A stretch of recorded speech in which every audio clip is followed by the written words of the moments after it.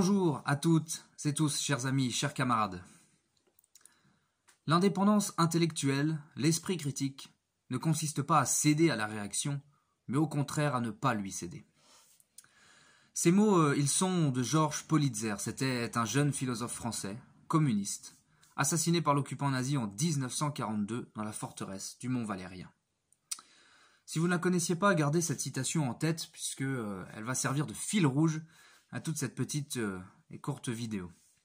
Néanmoins, en attendant, j'ai une autre citation à vous proposer, bien plus récente.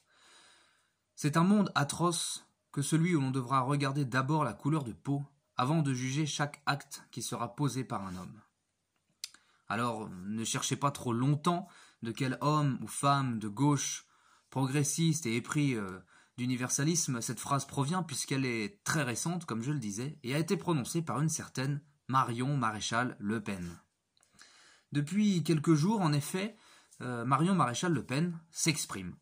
Elle l'a fait sur les réseaux sociaux pour expliquer pourquoi elle ne s'excuserait pas d'être blanche, pourquoi elle ne s'excuserait pas d'être une femme française, et pourquoi également elle ne poserait pas genou à terre. À la suite de quoi, elle a été, comme de bien entendu, invitée sur quelques plateaux télé de grandes chaînes de télé privées pour rabâcher les mêmes choses.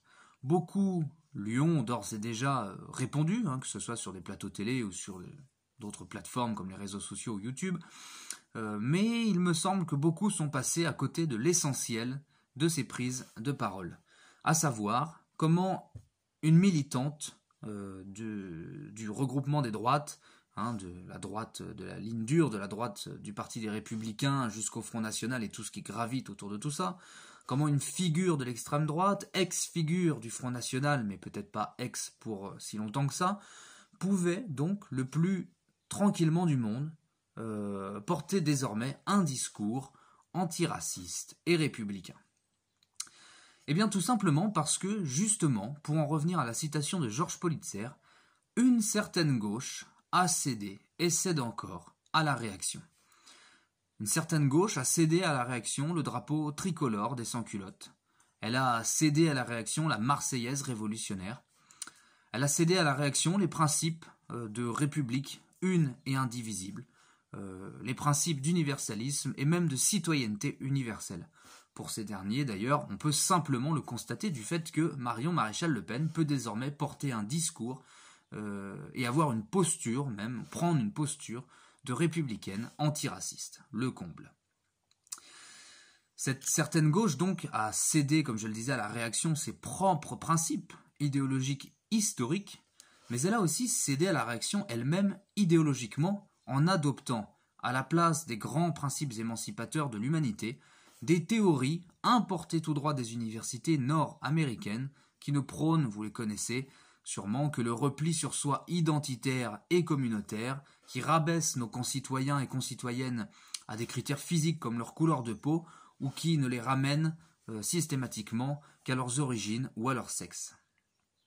Ainsi, tout ce qui tend à l'unité du peuple, et qui est une base pour l'unité de classe des travailleurs et du peuple, est mis à mal, il faut le rappeler, tant historiquement par une droite dont Marion Maréchal Le Pen est entre autres, mais une des grandes figures, donc par une droite réactionnaire anticommuniste, anti-républicaine, anti-universaliste et anti-laïque, que par désormais donc une certaine gauche, pour mettre énormément de guillemets à ce terme, une certaine gauche donc de plus en plus communautariste et racialiste, et tout autant anticommuniste, anti-républicaine, anti-universaliste et anti-laïque. D'ailleurs, tous ces courants réactionnaires, au fond, n'ont qu'un seul but, qu'ils ne sont pas les premiers à adopter, malheureusement. Vous comprendrez facilement de quoi je veux parler.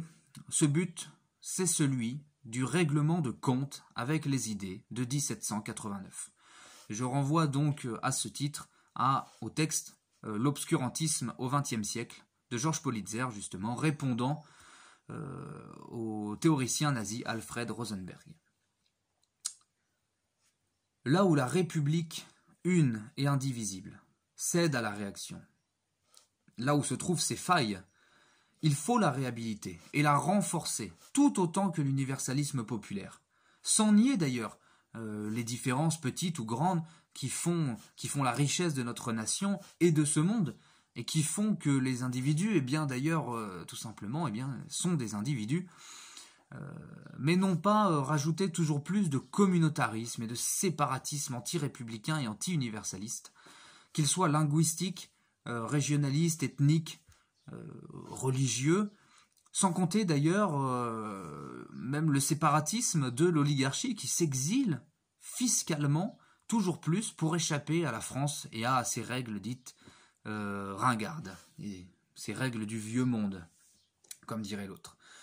D'ailleurs, pour revenir un tout petit peu en arrière, cette même oligarchie, elle se sépare elle-même linguistiquement de la République, en rejetant toujours plus la langue de Molière et des Gilets jaunes, langue nationale et constitutionnelle, pour adopter le tout globish américanisé du monde des affaires, de Wall Street et de la City.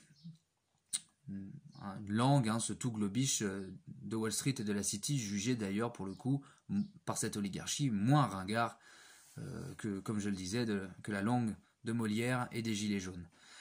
On l'a vu d'ailleurs depuis dimanche soir et la dernière intervention d'Emmanuel Macron, ce séparatisme-là ne fait pas partie, visiblement, des séparatismes qu'il est urgent de combattre pour ce laquais du MEDEF et de l'Union européenne, qui souhaitent d'ailleurs déléguer toujours plus les pouvoirs de l'État aux acteurs locaux et territoriaux, régionalistes et autres, de ce séparatisme, démontrant ainsi toute la supercherie de son discours et de sa posture soi-disant républicaine.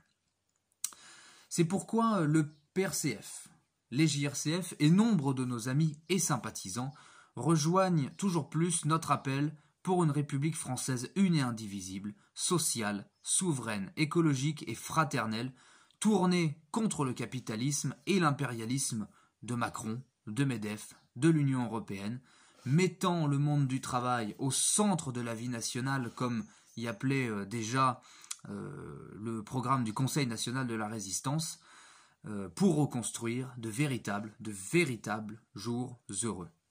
Ce n'est qu'ainsi d'ailleurs que nous redonnerons du sens et un but concret aux principes universalistes qui nous sont chers et qui maintiennent la République encore debout. Voilà, alors camarades, je terminerai là-dessus. Ne cédons pas à la réaction. Que vive la République française une et indivisible, sociale, souveraine, fraternelle et heureuse, que les communistes, les progressistes, les patriotes antifascistes et tous nos amis construiront. Je vous remercie. À très vite.